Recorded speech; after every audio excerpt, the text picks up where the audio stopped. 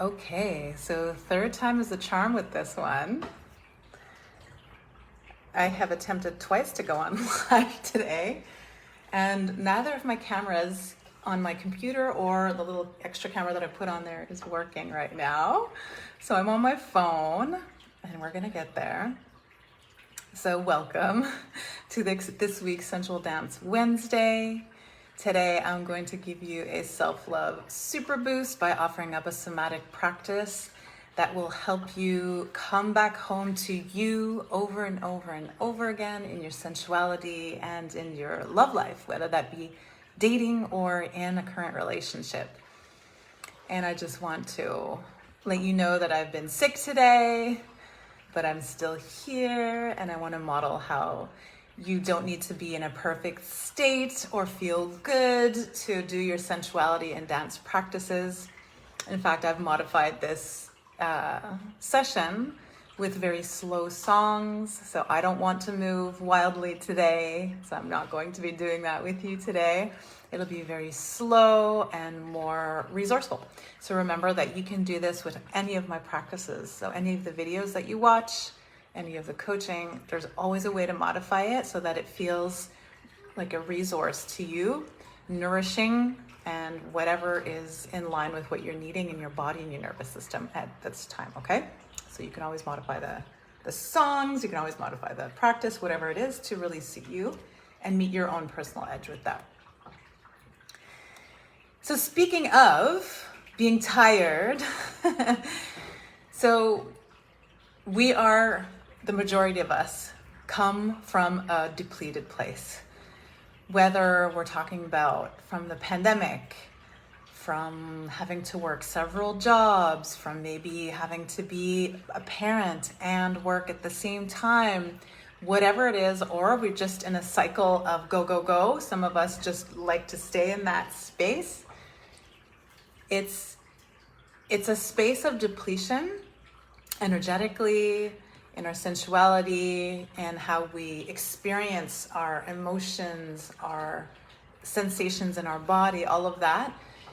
And so when you think about the arena of love, whether that be in our dating or our relationship life, when we come from this depleted place, of course it's natural to make decisions or to take actions or have reactions that are based on that depletion, right? Needing a person or a situation to fulfill what is not existing for us, right?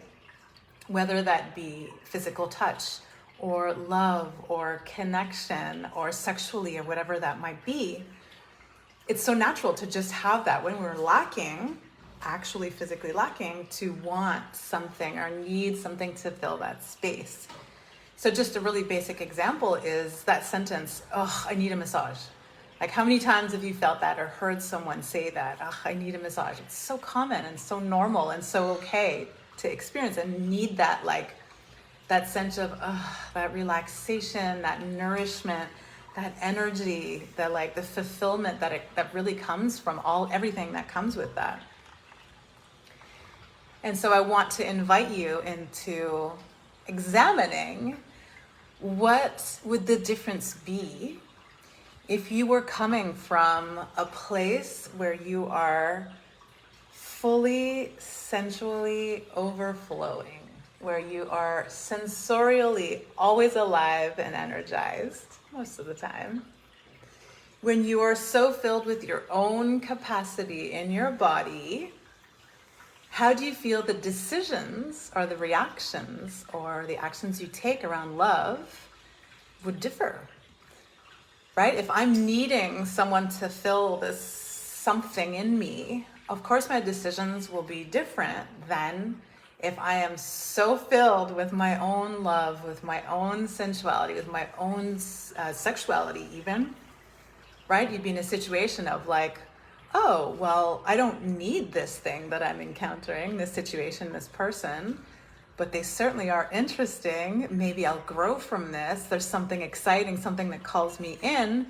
But then if it starts to deplete us, if it starts to turn into a way that it's no longer a part of something that fulfills us or excites us of what it is, it's much easier to uphold the boundaries, because you're like, why would I bring myself to a state lesser than what I was before, right? It's so much easier to just be like, I'm just not going to continue this because it's not something that is doing what I was seeking, right? The excitement or the adventure or the growth or whatever that might be. So the boundaries are upheld much more easily. Whereas if there is a lack, sometimes even though the situation is complicated or difficult, there's still a piece that we're needing there that is getting fulfilled. And so this is when it's harder to detach. It's harder to cut ties and be like, I'm going to come back to myself.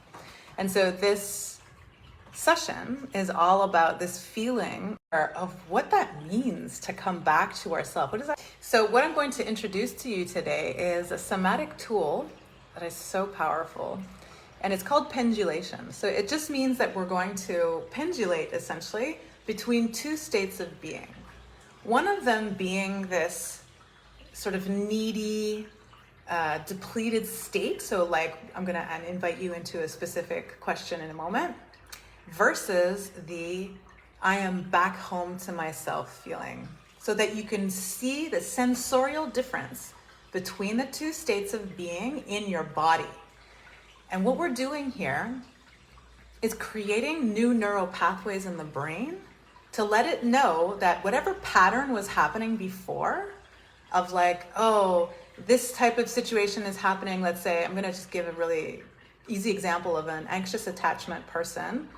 If partner starts to pull away, anxious attachment gets a memory that this is equals danger, starts to react by trying to connect more deeply, which then pushes the person away, starts to get into the external focus of the person, whether that looks like internet stalking or trying to connect with them in some particular way, or starts to talk and want to work it out and really, really become almost obsessive with the situation or blame the other person for everything. Versus coming into our state of, I am in my own lane. I can like just push out the situation, let that work itself out, trust that it is working itself out, and come back to this state of I am in my own lane, I'm in my own body.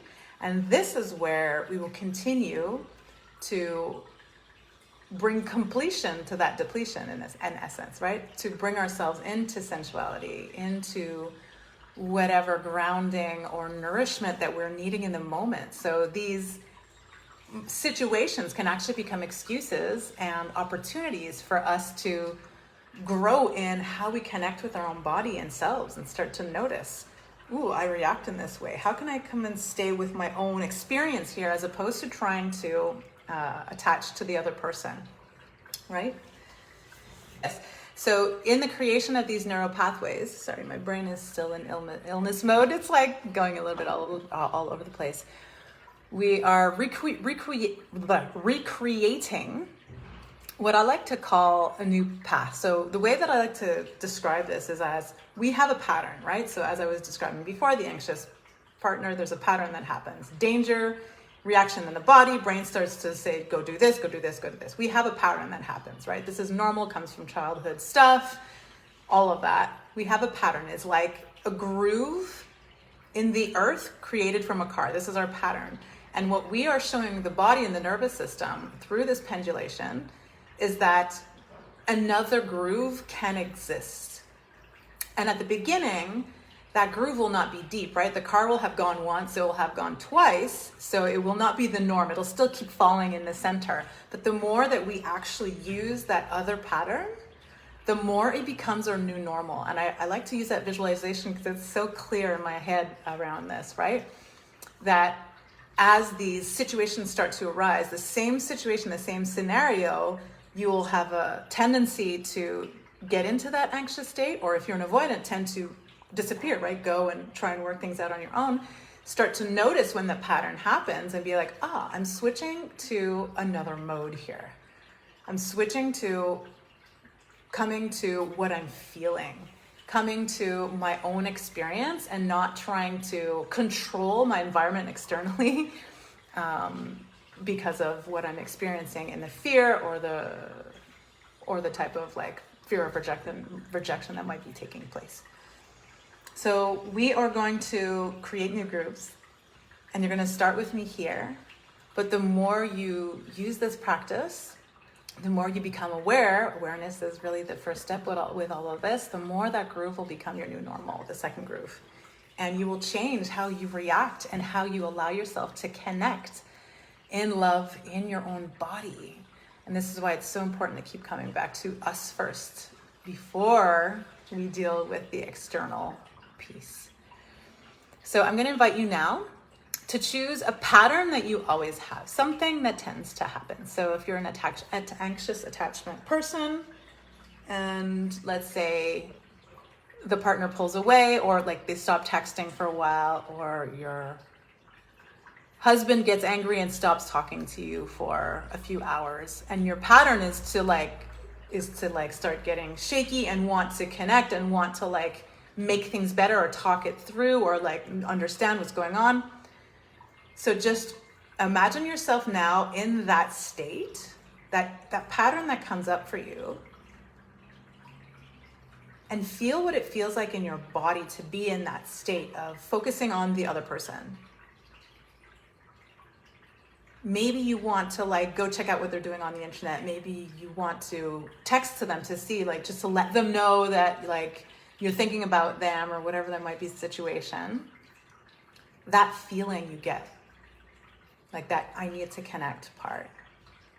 Feel what it feels like in your body. Feel how you're kind of almost exiting yourself and giving your, in essence, power away and energy away to another situation. And it is a very depleting type energy. So you can feel that. And now we can just come back. And now choose to like just move those energies out. You don't need them near you now, whatever you've just experienced. Feel what it feels like to come back to your own story, your own body, your own senses. It's like you're detaching from that other thing. You're just coming back to yourself for the moment. And now feel what that feels like in your body.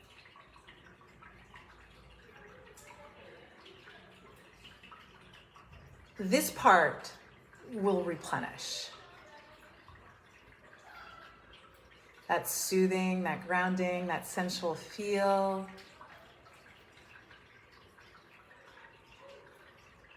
And now with this song that I'm going to play, hopefully my speaker will work with it, because I didn't have much time to switch everything up. We're going to pendulate between the two states. So you're going to watch me. I'm going to go either contraction. Contraction is when you're externally focused. Expansion is when you are expanding into yourself, when you're just like, I'm back to me. And we're going to see what it feels like to pendulate between the two states, to show our body and our nervous system that those two states exist, that you don't always have to go to that automatic pattern, that in fact, we have this other, more centered, more compassionate, more all the things, space where we are actually conserving energy and even creating energy for ourselves by allowing ourselves to feel and be within ourselves. So let's just see this first song. Let's hope it plays.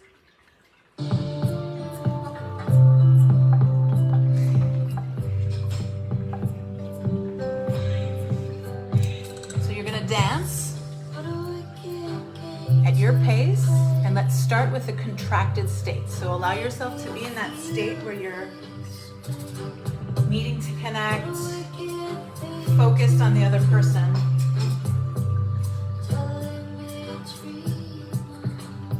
Almost exaggerated.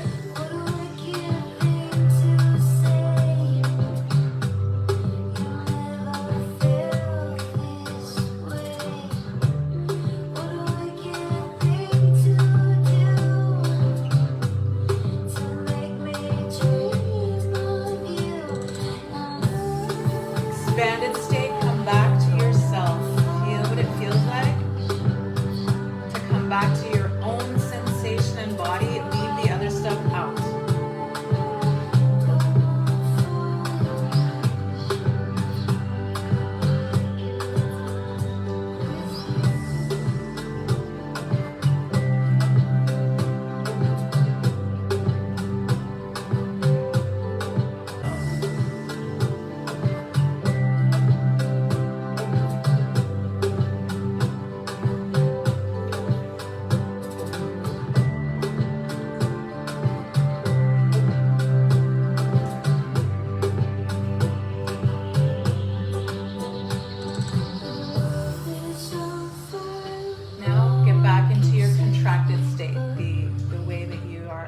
attaching externally to the situation.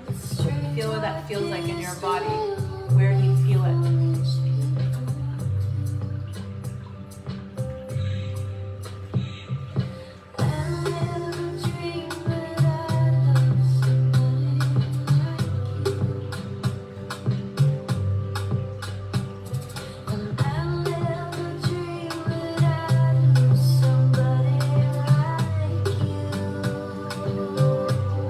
Now expand back to yourself.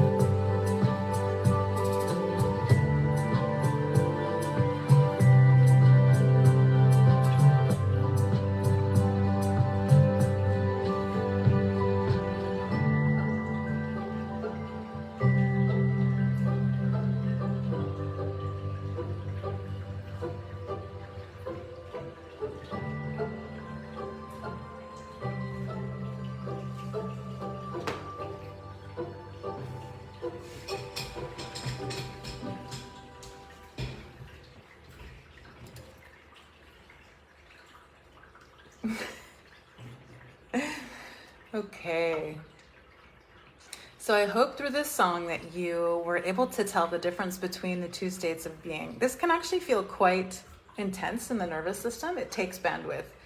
So it's normal if you feel a little bit tired after a practice like this, alternating between the two states. It's very healing, but again, it takes a little bit of bandwidth to do a pendulation practice like this. But very, very, very good. And I'm actually curious to know what you discovered. Was it easy to alternate between the two states? Sometimes we can find it hard to let go of the attachment piece to come back to ourselves. So I'm curious how easy it was to do when guided, when in a song, when dancing, because we can almost exaggerate the motions and the situation with dance, which is why I use it a lot for somatic practices, is that we can almost exaggerate the situation to really feel what it feels like, to embody it through movement. And using songs that we like, songs that are relevant to the situation to help really emphasize and teach us how to move through these things. So this practice, the goal is for you to feel and become more aware of what it feels like to come back to you over and over again, to come back to this place of sensuality, your sensations, your body, your state of mind, when there's a situation that is pulling you out of yourself, right? External situation. Allowing it to work itself out, trusting that whatever is happening over here is not going to be better taken care of by you trying to attach yourself to it, right? Like, in fact, every time I've done this, it's like the universe just shifts the minute that I get back to myself. The minute I let go of the attachment type situation, the minute it's like the story changes, everything shifts when I come back to myself. So I'm inviting you to try this week. Keep coming back to yourself. This could happen in friendships. It can happen in family situations when you're just overthinking about a situation, obsessing about a situation externally. Keep just pushing it out, coming back to you, replenishing your situation, your body, your sensuality in these moments, so that you approach it from a more full and whole perspective, so that your decisions and your reactions are not based on keeping that attachment going, but choosing from a centered place and an empowered place, right? That's the goal here.